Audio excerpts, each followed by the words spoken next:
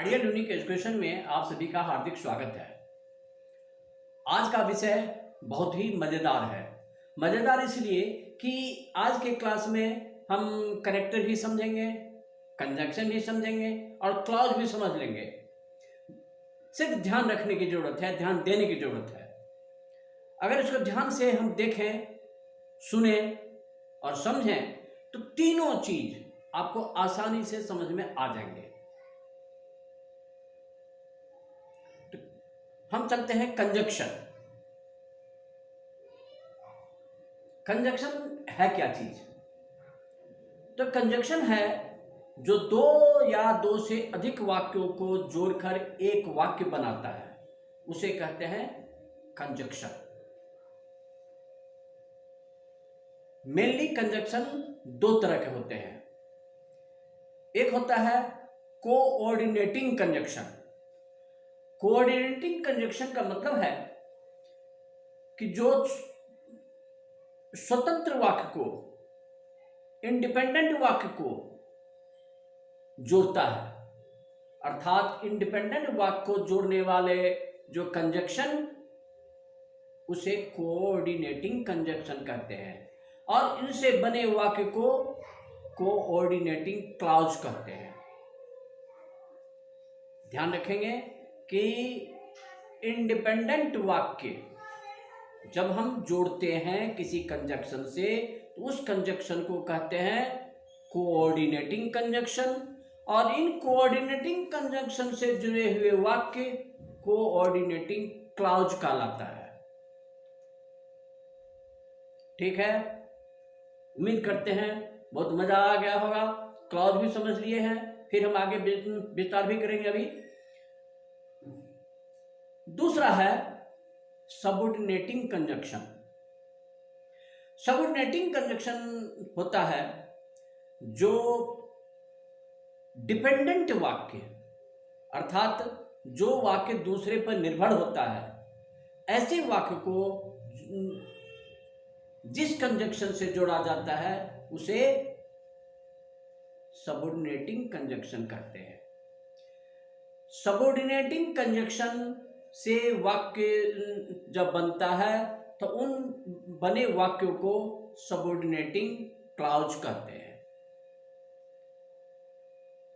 और इन subordinating clause में जो कंजंक्शन लगा रहता है उसे हम कनेक्टर कहते हैं। समझ में आ गया होगा। एक बार फिर से इसे समझ लीजिए कि सबऑर्डिनेटिंग क्लॉज वह क्लॉज है जो एक वाक्य दूसरे वाक्य पर निर्भर होता है। ऐसे वाक्य को जोड़ने वाले कंजंक्शन कनेक्टर कहलाता है और ऐसे वाक्य कनेक्टर से जो जोड़े जाते हैं इस वाक्य को सबऑर्डिनेट क्लॉज या सबऑर्डिनेट सेंटेंस कहा जाता है। दो चीजों समझ में आ गया होगा। कंजंक्शन और कनेक्टर दोनों अलग अलग चीज है। कंजंक्शन से जोड़ने वाले सेंटेंस होते हैं कोऑर्डिनेटिंग क्लॉज और कोऑर्डिनेट सेंटेंस और कनेक्टर से जो वाक्य जुड़ा जाता है उसको कहते हैं सबऑर्डिनेट सेंटेंस या सबऑर्डिनेटिंग कंजंक्शन। इसे हम कनेक्टर भी कहते हैं। अब हम चलते हैं क्लॉज के ऊपर में। क्लॉज शब्द आया है, क्लॉज हम आगे भी पढ़ेंगे भी एनालिसिस के लिए। तो क्लॉज तीन प्रकार के होते हैं। एक होता है प्रिंसिपल क्लॉज। प्रिंसिपल क्लॉज होता है जिसमें मात्र सब्जेक्ट, वर्ब और ऑब्जेक्ट होता है। इसमें किसी प्रकार का कंजंक्शन प्रयोग नहीं होता है, इसको कहते हैं प्रिंसिपल क्लॉज। दूसरा होता है कोऑर्डिनेट क्लॉज, अभी हम बता दिए हैं। कोऑर्डिनेट क्लॉज होता है जब स्वतंत्र वाक्य को जोड़ा जाता है, दो या दो से अधिक स्वतंत्र वाक्यों को जोड़ा जाता है, उसको कहते हैं कोऑर्डिनेटिंग क्लॉज और जिस कंजंक्शन से जोड़ा जाता है उसे साधारण या सिंपल कंजंक्शन कहते हैं। तीसरे होते हैं सबऑर्डिनेट क्लॉज।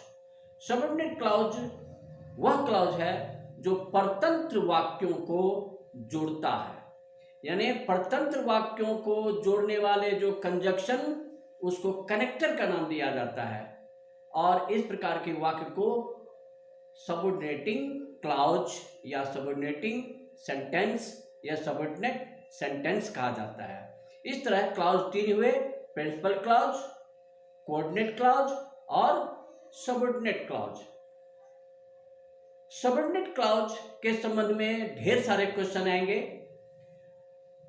सबऑर्डिनेट क्लॉज तीन प्रकार के होते हैं: नाउन क्लॉज, एडजेक्टिव क्लॉज और एडवर्ब क्लॉज।